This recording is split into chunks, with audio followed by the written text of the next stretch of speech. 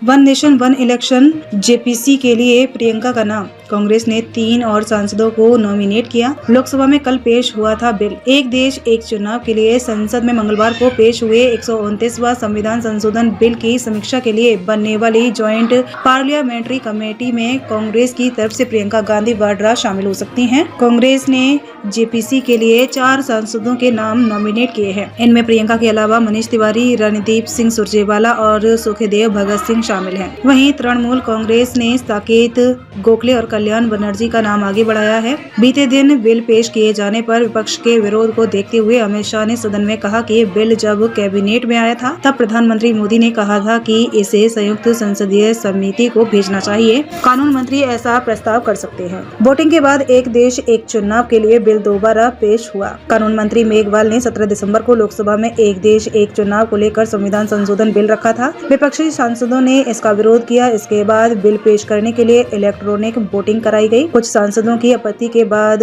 Vote संशोधित करने के लिए पर्ची से दोबारा मतदान हुआ। इस वोटिंग में बिल पेश करने के पक्ष में 269 और विपक्ष में 198 वोट पड़े। इसके बाद कानून मंत्री ने बिल दोबारा सदन में रखा। एक देश एक चुनाव क्या है? भारत में लोकसभा और राज्य विधानसभाओं के लिए अलग अलग समय पर चुनाव होते हैं। एक देश एक चुनाव का मतलब लोकसभा और राज्य विधानसभाओं के चुनाव एक साथ कराने से है, यानी मतदाता लोकसभा और राज्य विधानसभाओं के सदस्यों को चुनने के लिए एक ही दिन एक ही समय वोट डालेंगे। आजादी के बाद 1952, 1957, 1962 और 1967 में लोकसभा और विधानसभा के चुनाव एक साथ ही हुए थे, लेकिन 1968 और 1969 में कई विधानसभाएं समय से पहले ही भंग कर दी गयी। उसके बाद दिसंबर 1970 में लोकसभा भी भंग कर दी गई। इस वजह से एक देश एक चुनाव की परंपरा टूट गई।